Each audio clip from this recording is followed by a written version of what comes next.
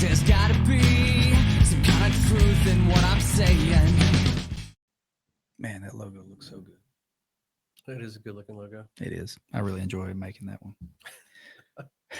Speaking of making, like, what are you using for this So platform?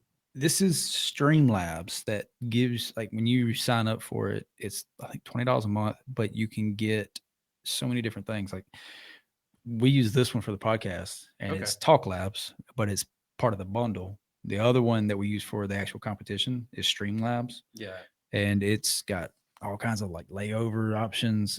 It's really it took me a year and a half to really get comfortable using it, Yeah. but you can do so much with it when you learn it. Yeah. So, but on top of that, I can export to a podcast program to where it does like our highlight shows where it clips from you to me I got you. and does the wording. I don't have to do anything. I just put it in. Oh, so it like generates It's it. AI generated. So That's awesome.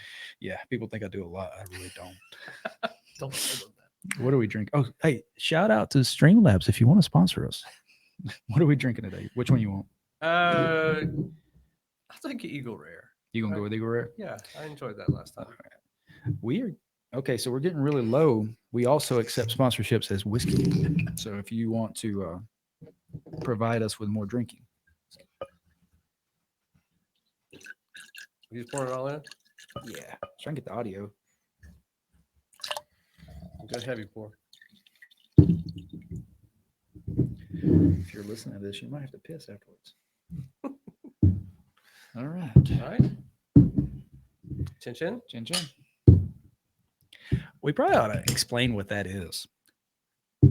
Yeah, so that's why I recently went to, Italy. We went to Rome for 8 days back in January. Yeah.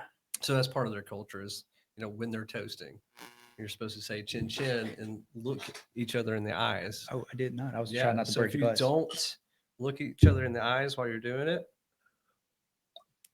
it's like you're plagued with like bad sex. That is like Shit. Hang on. Let's do this. Let's do this again. But yeah, that's like kind of like a cultural thing. So it's really cool. So me and Katie have been starting to do that every time we cheers to Yeah. anything. Well, yeah. Now I know. I forgot the eye thing. Like I remember you telling Yeah. me about the bad sex, but I thought it was just not doing it right. I didn't know what I was doing. Shit. Right. So did you get a workout in today? If you count sitting on the sidewalk coloring with chalk with my daughter, yeah, it was a very lazy day today. It's okay. Sundays are typically rest days. Yep. It's a good workout. What about you? Did you get a workout in today? I went out to Shoal Creek and did a 5-mile trail run. And then on the mile, dropped down, did 25 push-ups. Then did a cold plunge. Now I afterwards feel in the creek. bad. You don't feel bad. I did do some meal prep today, so me and Alex did a little. What y'all's meal prep look like typically? There is nothing typically. We're starting. Okay. This is our first week doing it this nice. way. Like I'll sometimes set up.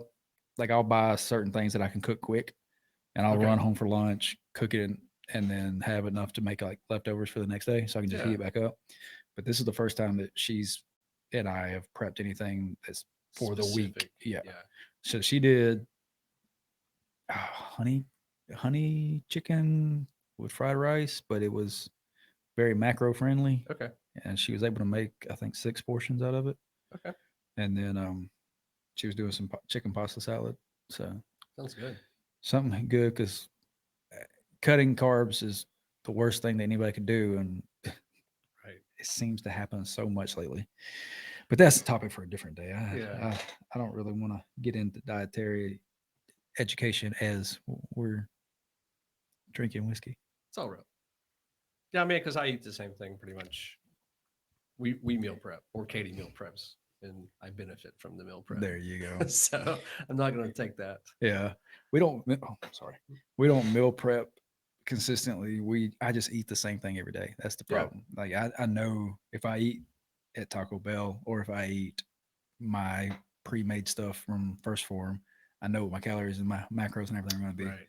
So I do need to get better about it because it gets very boring eating a protein bar, drinking 2 protein shakes, and eating 3 boiled eggs and See, for every me, though, day. like food is just energy. Like there's some foods that I enjoy, but for the most part, I eat the same thing for lunch for about 8 or 9 days straight, Yeah. and then I'll switch it to the next thing for 8 or 9 days. So it's just it was so bad in college, the Subway in Montevallo. Like I would walk through the door and they would already start fixing my sandwich because I ate the exact same sandwich, made the exact same way for, oh God, I'm about to embarrass myself about how long I was there. For my 4-year degree, I was there 7 years. So did you for get it? 7, I did get it. That's all I matters. finished it. To be fair, I was working the whole time. Right. But for the last 7 years straight, I would go there every day for lunch. And after about year 3, the girl working there, there was a new girl who started working there. She went to high school with me, and she said, "Do you go anywhere else for lunch?" I said, "No, there's no reason to. I know exactly what I'm getting." It's so you get in those habits. Like, Mhm. like I played baseball and like we had to work out pretty much every morning. Then I had an 8 o'clock class. So every morning I would go to the calf, eat, and then I'd get like a glass of chocolate milk to go to my 8 a.m. class every single day. So it got to the point where like all the lunch ladies would nickname me chocolate milk because they knew I was going to get a chocolate milk every single day for my 8 a.m. class. I just love little moments, little things like that. Oh Little yeah, quirks. It's I prefer that nickname over the one you gave me in Target, what's that? Schmedium. Medium. I do remember It that. took me forever to get rid of that. That was my bad. It That was was your my bad. bad. I was wearing medium to large, not schmedium. You're so big. No, no. I have learned I am not big. To me, you're big. Well, I appreciate that. Oh, so how's your weekend go?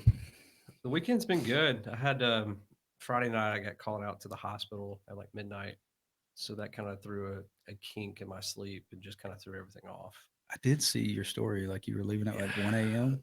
Yeah, I finally left the hospital about 1 a.m. So part of what I have to do is go do psych evaluations in the ED when somebody gets picked up on petition. Yeah. So typically I don't have to go out at midnight. That was just kind of a rarity where I couldn't kind of get that understanding and communication over the phone. So I had to Yeah. go up there, do the evaluation, kind of speak to the MD that's working in the ED. I got you. But other than that, we had our final 20-mile Make a Wish group training hike. Mhm. Um, so that was it's the last big training hike before the events happen in April, May, and June. Um, so got that knocked out. It was a beautiful day on the trails. Nice. Um, other than that, just a little run today, and then went and saw Immaculate. What is that? Oh, pregnancy horror. It was rough. You lost me at horror. I don't know what it is. Since having a kid, like my interest in horror movies have gone down significantly. Yeah. Like I still don't mind the gory stuff. Like there's we were watching The Boys on Amazon. You ever Mm-hmm. watch that? Mm-mm. So it's like what if superheroes were real? So they're Okay. horrible people. They're using their powers to their advantage. And Superman in that world is really a bad guy who plays good guy in public. Okay. So it's really gruesome. No. That being said, like the gore stuff doesn't bother me as much. Like it's about the same as it was before, but just Right. horror movies, I have lost the urge to go see them. I don't know I why. got you. Well, I think because there's been a big transition in the horror culture where Mhm. it's becoming too elevated. Like it's becoming too smart. And so Yeah. they're trying to do too much. Uh, that's why we tend to fall back on like older horror films. Real big into like 70s Giallo Italian horror right now. Katie loves it. We got posters all over the house with it. But it's just such a different type of horror. It's just fantastic. I love it. So It's like a fun horror. yeah, I think my favorite genre of horror is like the funny ones, like Dale and Tucker versus Evil. Have you ever seen that? Yes, yes, yes. And then what's the other one? Oh, Krampus. I think I still haven't I've seen been Cramps. trying I to get you know to every watch that. Christmas we try to do It is this. so good. Like it's got some of the guys from Saturday Night Live. So it's like the old school era, Yeah. not the old school, but like the early 2000s. Okay. So Bill Hader and stuff like that. Yeah. So I don't think Bill Hader's in it, but that Yeah. grouping. Um, but that's the type of horror that I tend to fall into lately. Oh, But yeah. so you talked about work a second ago. Made me think: is there like I know you probably can't go into detail about a lot of stuff. Yeah. Is there rules on what you can share? I know like you can't obviously you can't Just tell in details, general. but Yeah, I can general consensus and knowledge and education and things like that. okay, because that got me thinking. We both at one point worked for Target in loss prevention, Yeah. and I don't give a damn. I'll tell all the stories in the world now. It's a little different because We there's a are, lot of HIPAA laws. yeah, yeah. Well, I mean, there we weren't supposed to share that stuff too because I mean, it's people going to jail and details about their personal life, but at this point, I mean, I don't know names, so Right. That's true. I was just thinking because we probably got some good stories. Oh, absolutely. I mean, the ones in Target were, it's just so strange because like retail brings out the craziest stories, Oh, I think. 100%. Because I just remember there's just so many from Target that I can't even like begin. Let's do it. I think that would be a great idea for now. Let's say we're 12 minutes into this. I think we just spend the next 20 minutes telling our funniest. So, what would you say one of the funniest interactions that you had while you were at Target? Oh, hands down, I got it. So you know, I left Alabaster and went to be an IS, which was investigation Yeah. specialist. I was Yeah, yeah. undercover. I wore jeans, button up, and I walked around Target all day just to catch people. Right.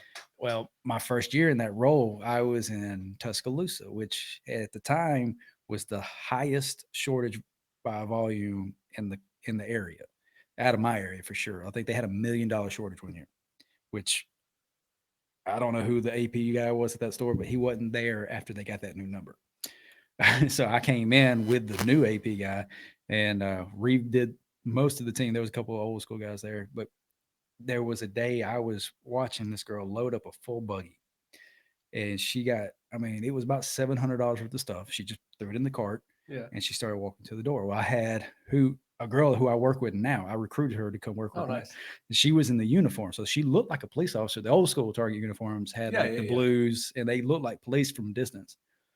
So I said, "Look, I said, I want you to just wait until I make contact. And when I make contact, then you approach." Because when I showed up in plain clothes, a lot of times people freaked out. They didn't know who I was. So I tried to be really cordial. When I walk up, I'm like, "Hey, I'm Target Security. I just need to talk to you for a second. If you don't mind, please come with me." And 9 times out of 10, people were like, "Oh, yeah, yeah, come on." And they didn't know what was going on. Right. And she's like, "What do you want?" I was like, "I want to talk to you about this cart right here. You know, it's real simple. Let's just go back to the office. Try to be calm. Nobody's got to know what's going on."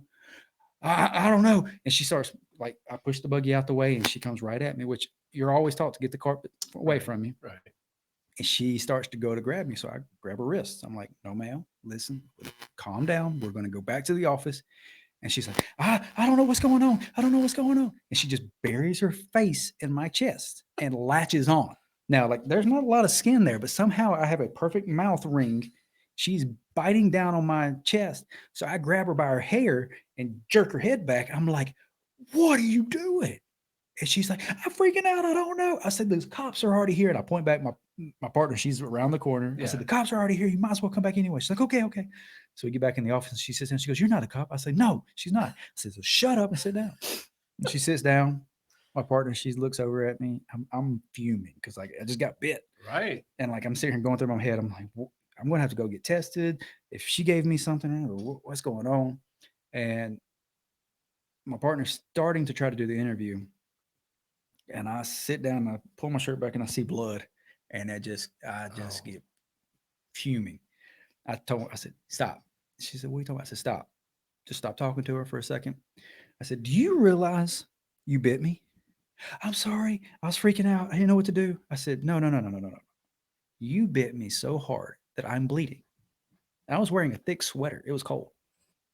And she goes, "I know. I'm sorry. I didn't know what to do." But I it was said, tight because you were in mediums. "Yeah, it was snug." So I was like, "No, no, no. I want you to realize what you just did. Yeah. You have my blood in your mouth." I said, "I am a 21 sexually active adult male that parties in Tuscaloosa a lot. What do you think I gave you?" And I mean, I didn't have anything. I was trying to mess with her. Right. And I was like, I don't think I've got anything, but I don't know. And she's like, "Oh my God." I said, "But if you gave me something," I said, "that's attempted murder." oh my God. And she's just started boohooing. And like, I'm trying not to laugh at this point now. Right. I'm still pissed, but I'm trying not to laugh because Right. I just made her think that I gave her AIDS and she's gave me something and now she's going to go to jail for life. So, but yeah, I had a mouth ring around my chest for like 2 weeks. Dude, did you go get checked out though? Oh yeah. Yeah. Target took care You're of gonna me. sit- yeah, Yeah. They, gotcha. they sent me, I was in the hospital until like 2 a.m. because they sent me like 3 different places before I eventually said, just go to the ER. Yeah. Yeah. But yeah, that's probably my funniest story to tell. I got a lot of other ones that are funny, but that one was hilarious. Oh, never mind. I got another one that's worse.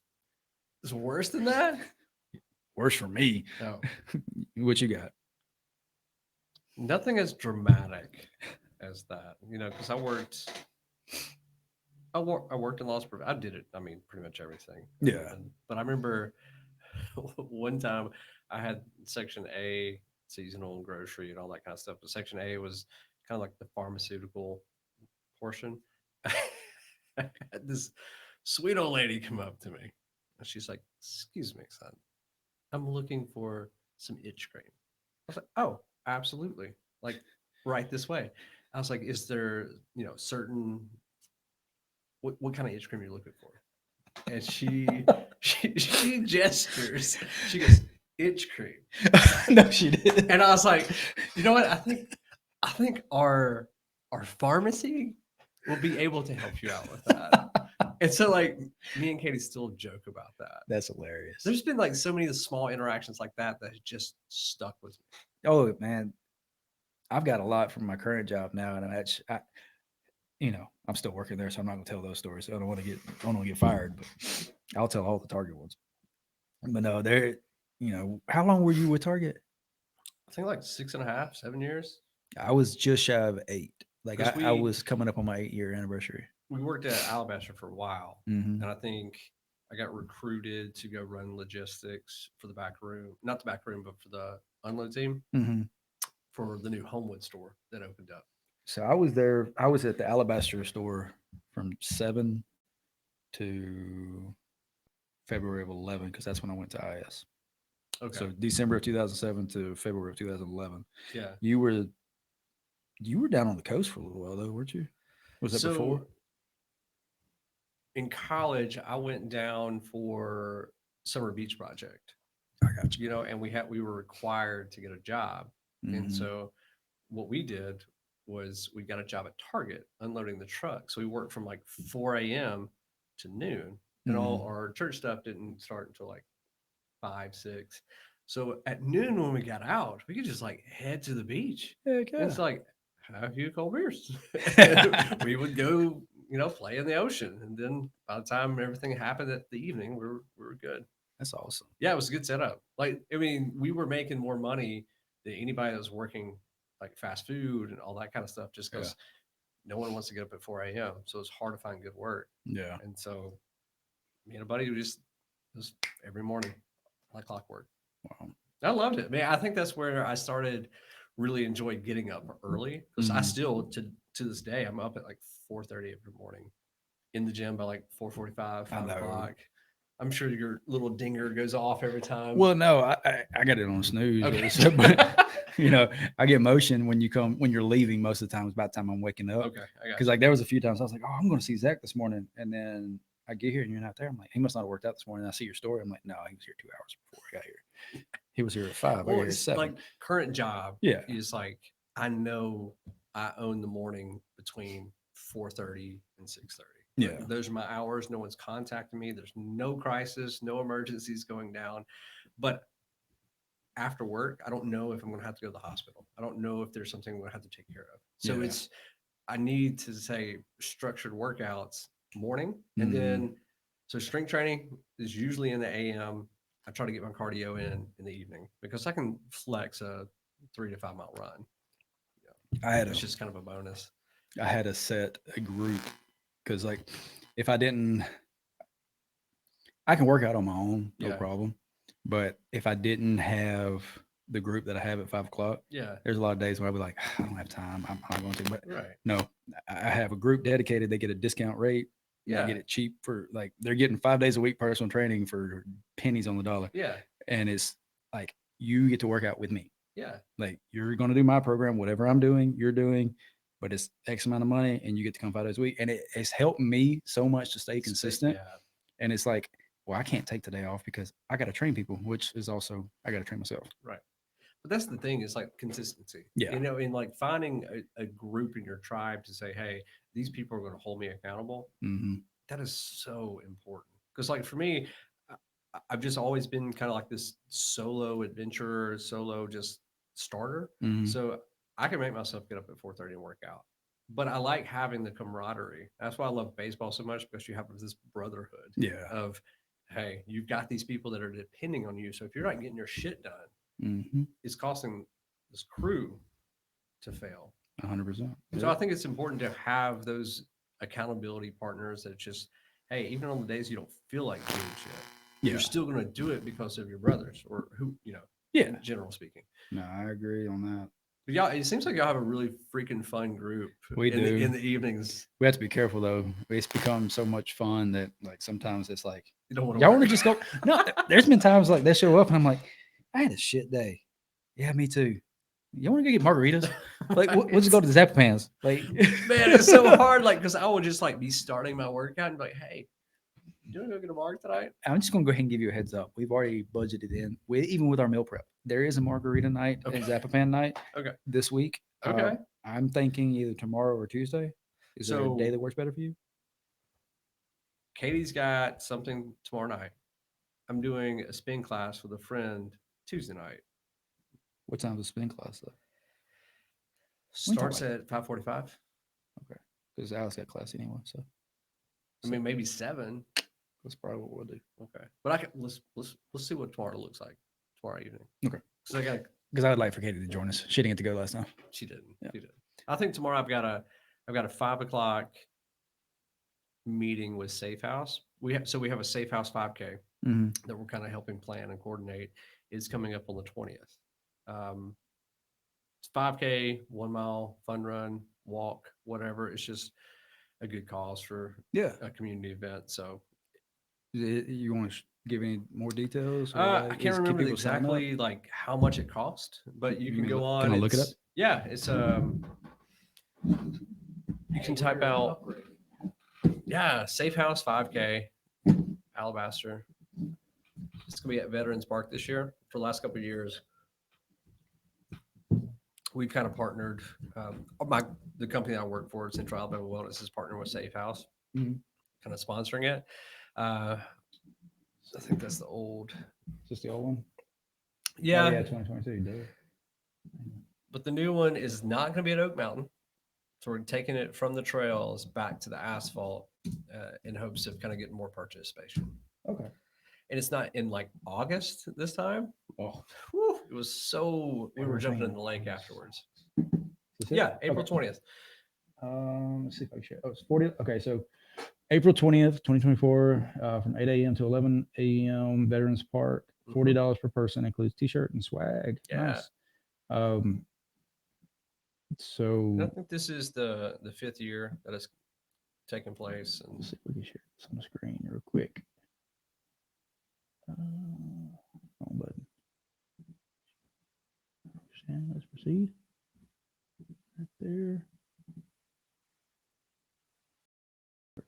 Sharing screen. Okay. So it says it's sharing. We'll see what it does.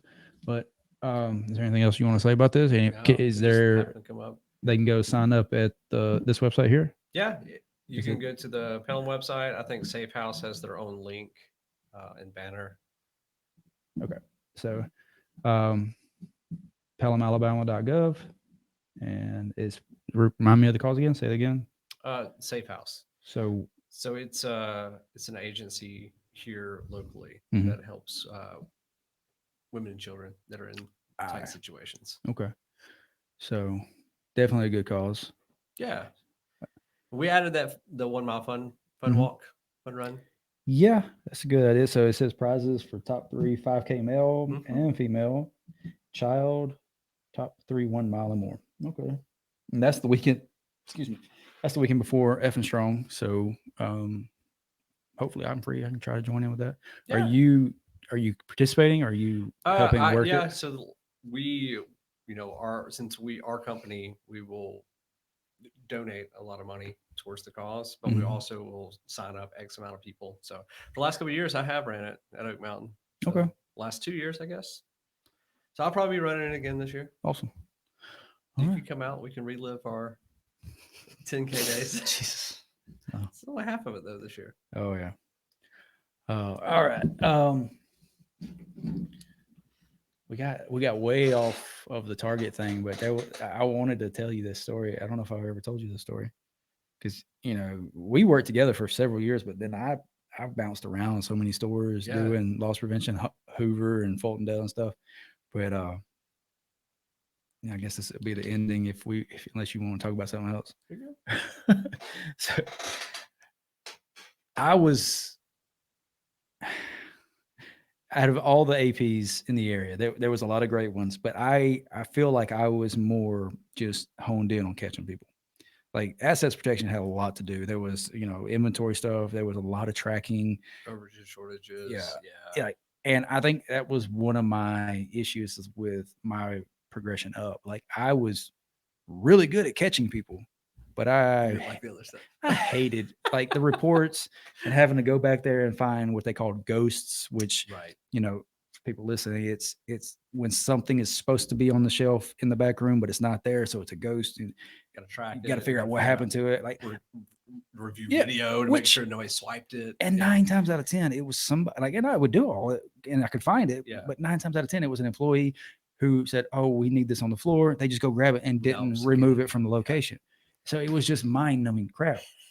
But I loved catching people, especially because I was single. Yeah. In my mind, no one was going to hurt me. I was bigger than most of the people because most of the people I was catching are crackheads. Right. So I just had to be quick enough to catch them. And there was a very small window. So it was good. Oh, now I can't decide between which story to tell. I'm going to go with this one. So first, at least. So there was a guy in Fultondale. He came in the door and it's Alabama. It's August, September. He's wearing the thickest jacket I've ever seen. Like snow jacket. Yes. I'm like, dude. And I know kids these days wear hoodies and stuff all the time during something, but no, like this was a heavy winter jacket in Alabama, August. I was like, you are definitely stealing something. So I turn around. I guess he's walking down the main aisle as soon as you walk in the door, and I immediately just beeline to the office. I get him on camera. He goes straight to electronics. He grabs some TV on DVD, sticks it under his jacket, or he sits in the top of the cart. And he takes the cart to the front. He gets right to the jewelry, which was a straight shot across from the door. He takes it out. He sticks it under each arm, and he starts walking. And my office at that time was right behind where like the food area was. Mm-hmm. So I had to sprint down the front of the registers. And dude, it was hilarious because every time somebody saw me come out of that office fast, they knew what was going on. So everything stopped. Cashiers just, what's going on? They're in it. So I came bolting out, and I'm wearing I think I'm wearing a hoodie or something just to cover my red and khaki. Yeah. And I jump in front of him like, "Hey, Target security, let me talk to you about those DVDs real quick." I think he had some computer speakers too. And he immediately starts like tussling with me, drops everything on the ground. He starts like trying to scoot past me.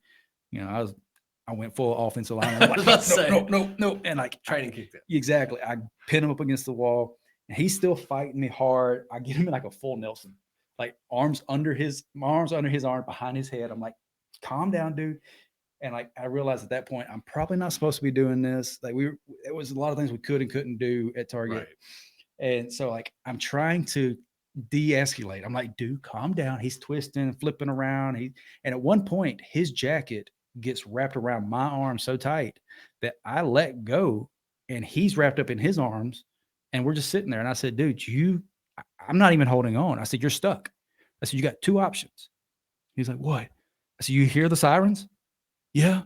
Like you can either come inside now like an adult and take the punishment, or we can sit here on the sidewalk until the cops get here. Well, if I come inside, will the cops not come? I'm like, you hear the sirens. Coming. Like the Fultondale PD was 1 mile from the police station. So like every time my team saw something going on, they immediately called. Yeah. So he finally comes back inside. He sits down. The cops come in. Everything's taken care of. They start escorting him out. And as they're escorting him out, I look up, and there's a female officer that I was really close friends with. And I said, hey, can you pull his pants up?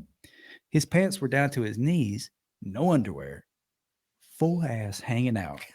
And I was like, how long has his pants been like that?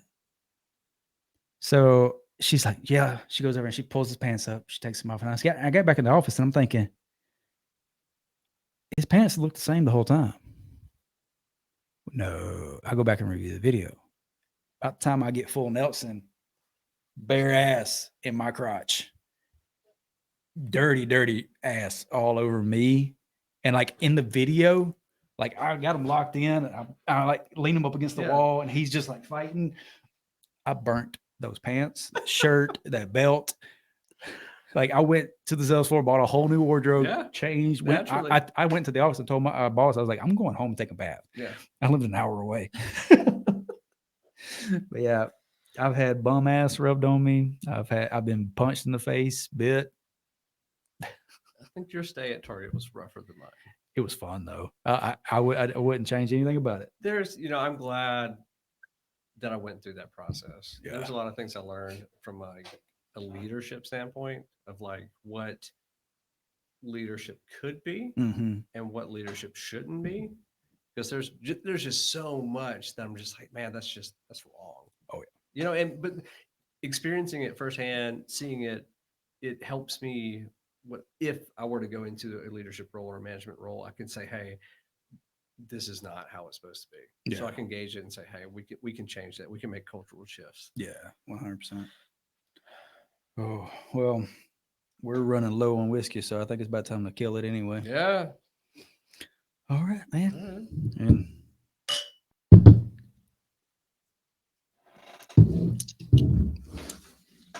You gonna say it?